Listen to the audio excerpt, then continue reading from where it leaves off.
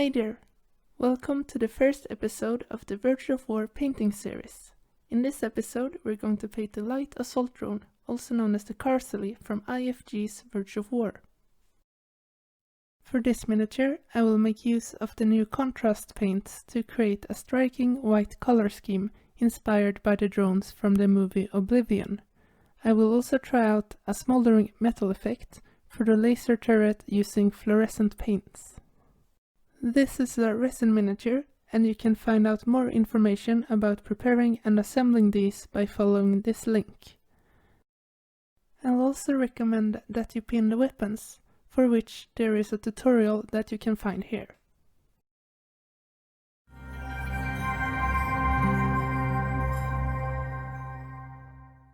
Let's take a look at the painting stages. After undercoating the model in white, I will employ the black Templar contrast paint to define the inner parts of the miniature as well as the larger panel lines. I will also lay down the other base color. After that, the smaller recesses will be defined using both contrast and shade paints.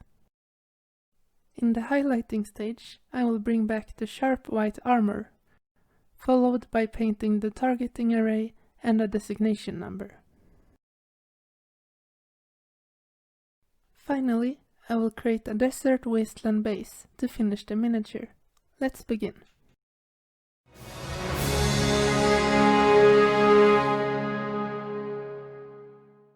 I will begin by applying 2 coats of black Templar to the internal armor of the drone, the large panel lines, the exhausts, the plasma cannon, and the front part of the missiles, letting the first coat dry before applying the second one.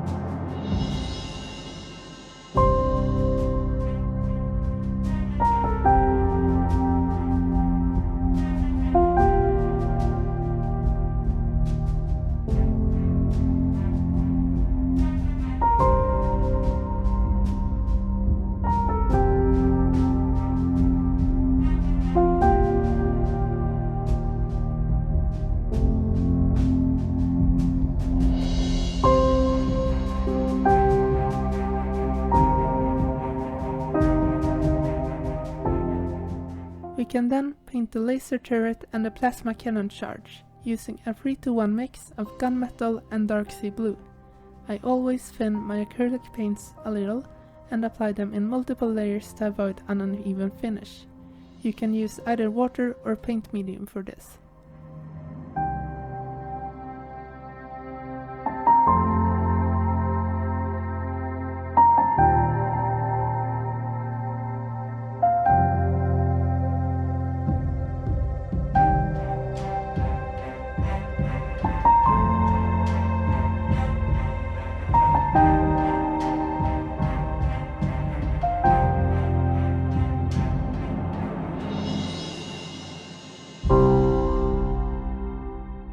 Now that the base colors are complete, we can continue with the shading.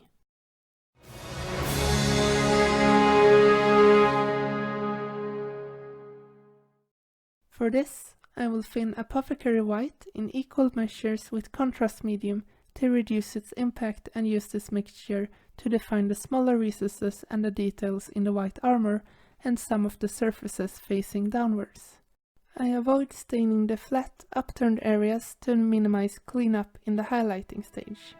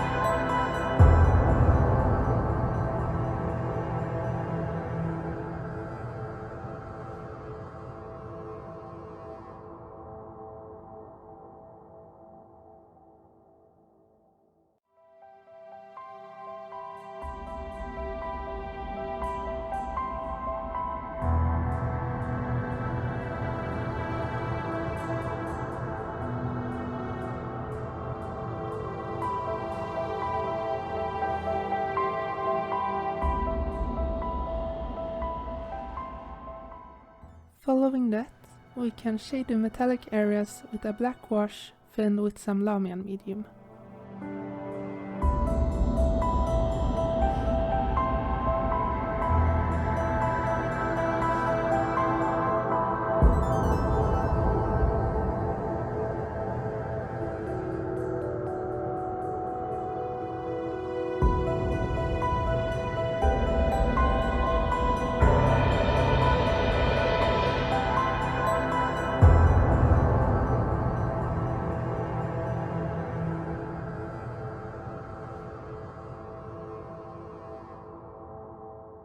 With the shading done, it's time to apply the highlights.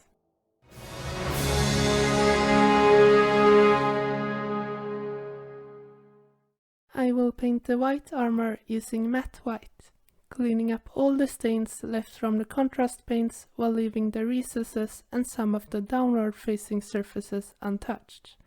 This is by far the most time-consuming step.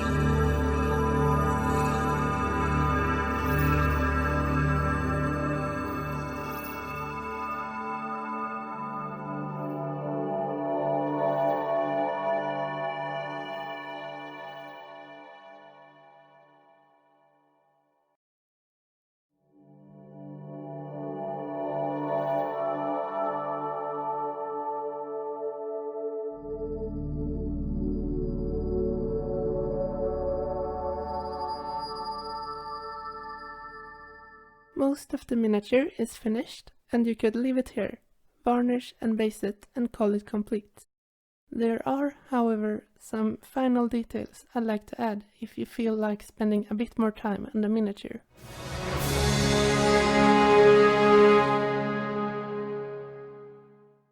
The first detail I'd like to add is to paint the targeting array, or the eyes of the drone. For this I will use Evil Sunz Scarlet.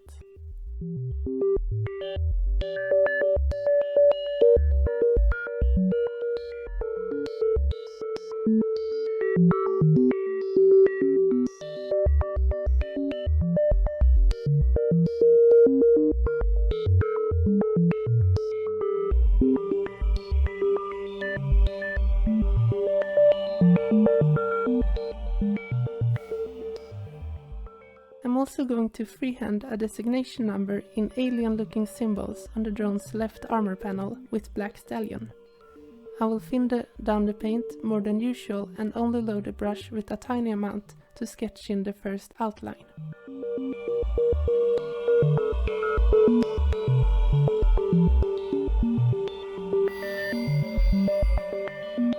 Once I'm happy with it, I fill in the symbols and clean up the borders with white.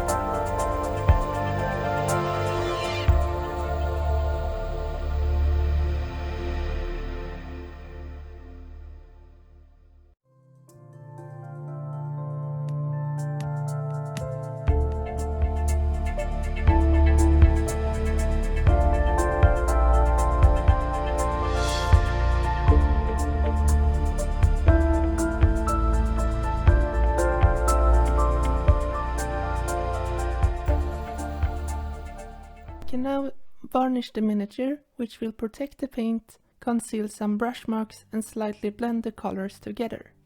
I'll be using Stormshield for this. I'm skipping varnishing the laser turret as I got something special planned for it. I recommend 2 thin coats to prevent any misting of the paint job. I will also use gloss varnish for the targeting array to give it a shiny look. I wanted to try out a smoldering metal effect for the laser turret, for which I will need a light surface of slate grey and white mixed 1:1. I will then boost it with pure white closer to the tip.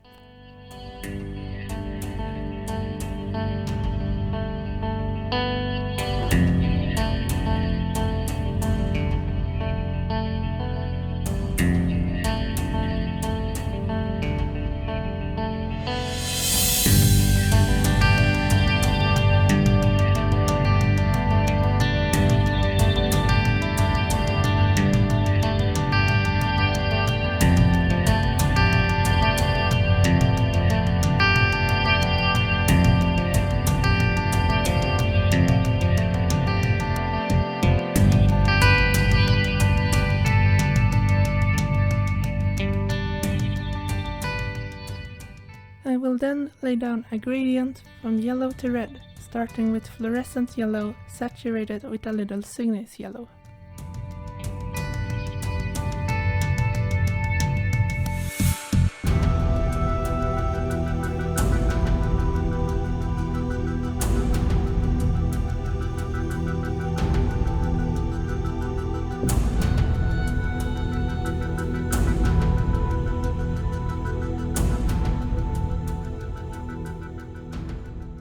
I follow this with a 1:1 mix of fluorescent yellow and fluorescent red.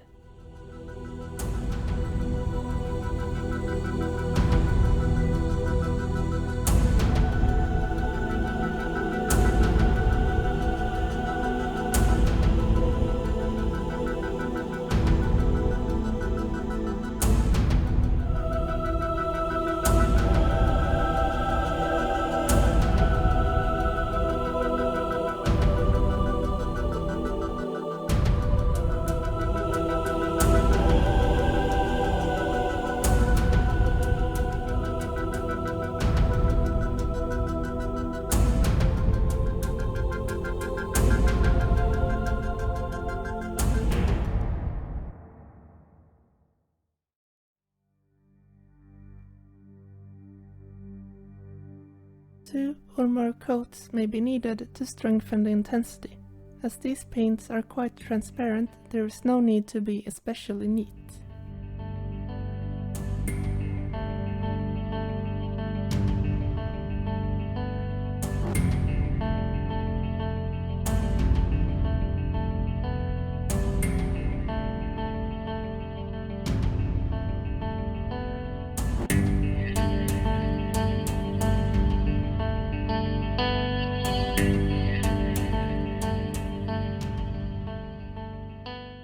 And we can use pure fluorescent red for the base of the effect.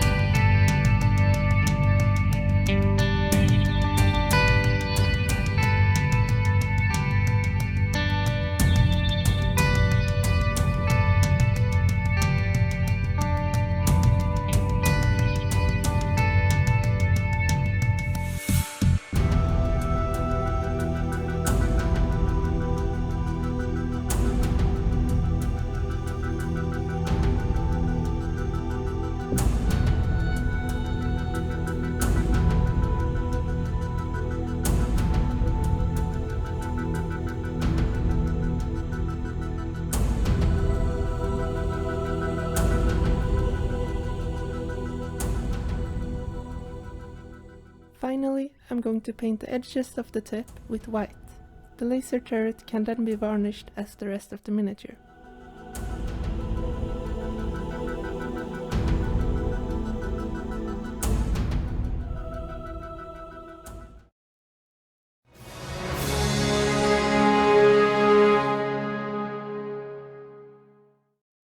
will now move on to the final painting stage, the base. I have chosen a crackled desert wasteland setting based on the excellent painting guide by Quarter Paint with some slight alterations. Beginning with Steel Legion Drab, I will paint the entire base including the base rim. This is because there is no clear border between the flat of the base and the rim, so it can prove quite troublesome to paint the rim last. The coat doesn't need to be solid on the flat of the base, as the texture we will be adding in a moment will cover most of it. Once I'm approaching the transparent rod, I'm switching to a smaller brush.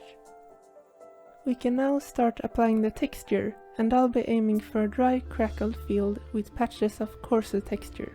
First I'm going to apply some PVA glue in small pools on which I can sprinkle some sand on.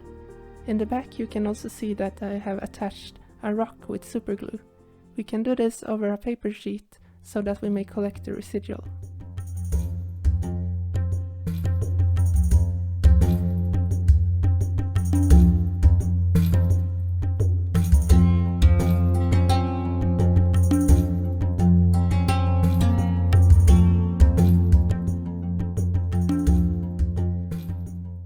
Many companies also sell texture paint which you can apply directly from the pot with a tool of your choice. Here I'm using a metal sculpting tool to apply Agrellan Badland.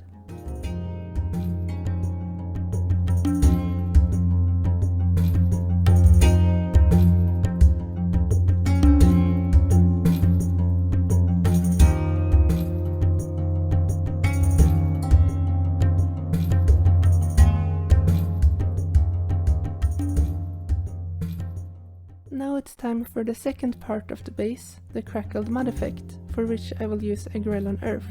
This technical paint has a paste-like consistency that will crackle on its own as it dries. The thicker a layer you apply, the wider and more pronounced the cracks will be. We can appreciate how the Steel Legion Drab colors these cracks for us. If you happen to get some texture on the rim, you can scrape it off with a model knife and repaint the area once we have painted the rest of the base.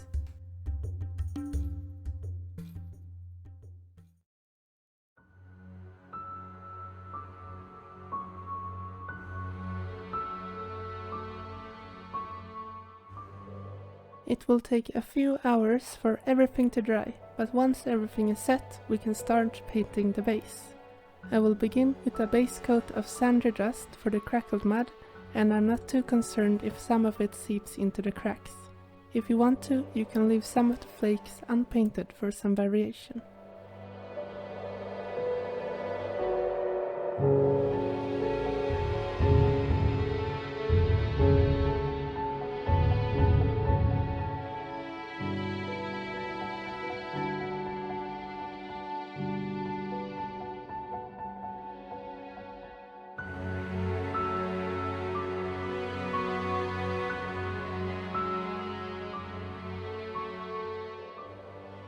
I will follow this with Doombull Brown for the textured areas and the rock.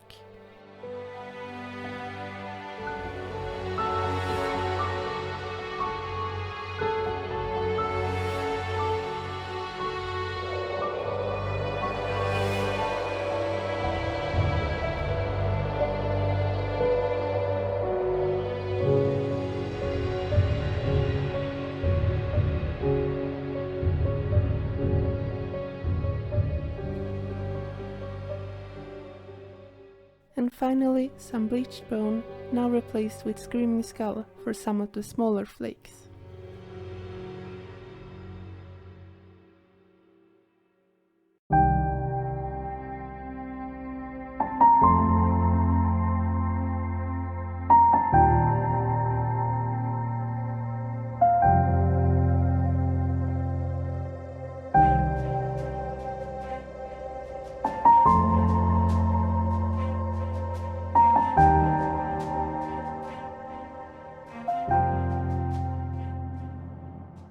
We can now apply a shade to the base, and I will use Agrax Earthshade Gloss. The shade will darken the cracks and also all the gaps in between the texture, as well as blending all the colors together. The gloss component of the shade ensures that the effect is not too strong compared to the normal Agrax Earthshade. It will add a bit of a shine to the base, but this will be removed once we varnish it.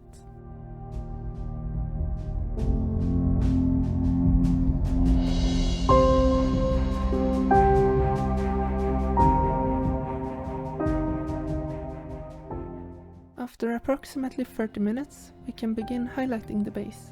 I'm starting by dry brushing Zandri Dust with a soft bristled brush. To prepare a dry brush, you load the bristles with paint and then wipe most of it off on a paper towel. The paper towel will soak up most of the water in the paint while the pigment remains in amongst the bristles. When you flick the brush back and forth across the surface, only the raised detail will catch the pigment. You can try out to see if your brush is dry enough by flicking it across your finger. I will dry brush all of the base to bring up the detail.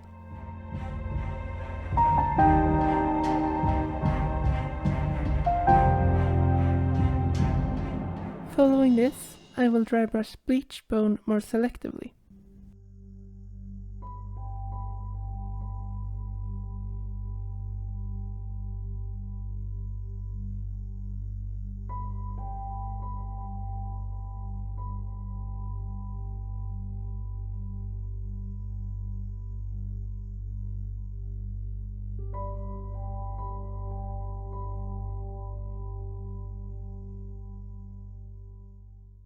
The last paint I will apply before varnishing the base is Agrellan Fleshshade to the rock and a few of the flakes. This time we're after the tinting or glazing effect it has on the dry brushed highlight we've just applied. Make sure that the base rim doesn't suffer from any stains before you varnish it. These next steps are optional, but I'm going to apply some pigment to the base to give it some extra definition. Firstly, I will use burnt umber pigment.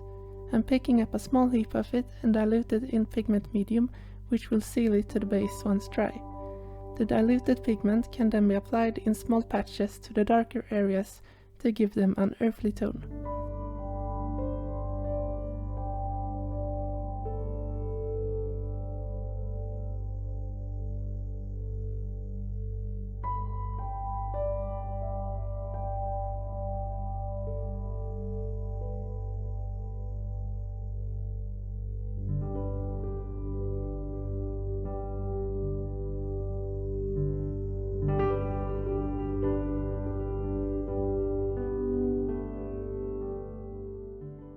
Secondly, I will use a 50-50 mix of light yellow ochre and titanium white to add a desert sand color to the crackled mud. The desert dust pigment would be a better option, but since I don't have it, I will use a mixture of pigments instead. I recommend you leave the miniature overnight, as you can accidentally wipe the pigment off otherwise.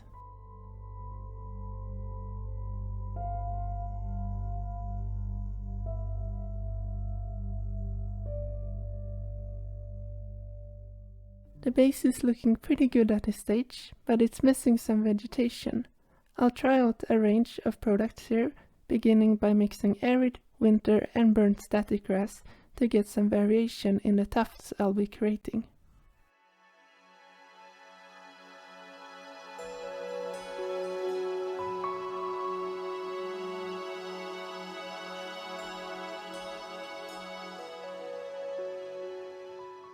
The grass can then be glued onto the base with PVA glue.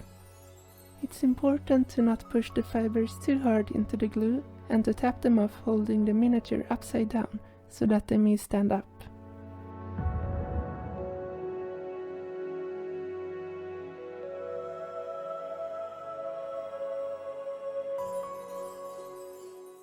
For the second mixture, I'm using dead, arid and parts straw static grass.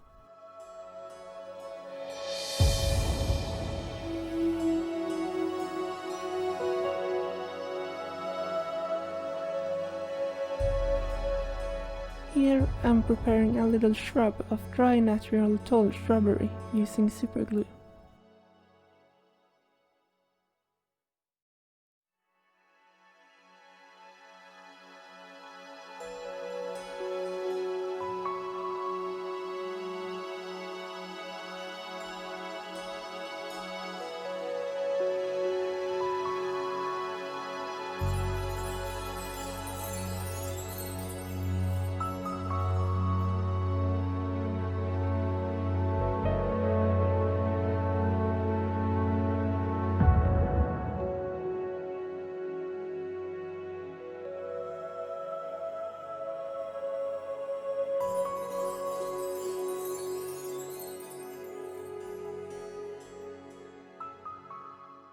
And finally, I'm applying pre-made tufts of Warworld patchy tufts and Mordheim tufts, also with superglue.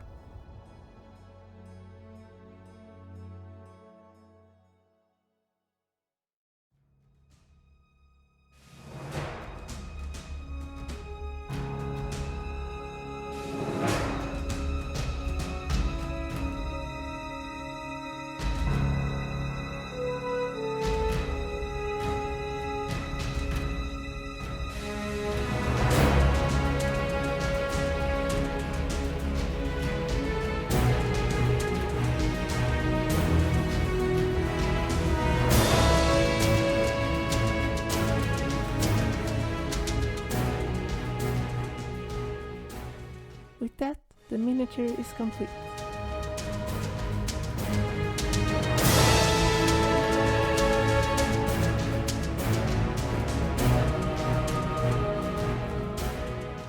Hope you have enjoyed this tutorial. Any feedback or comments is very much appreciated. Stay tuned for more Verge of War videos in the future, and thank you for watching!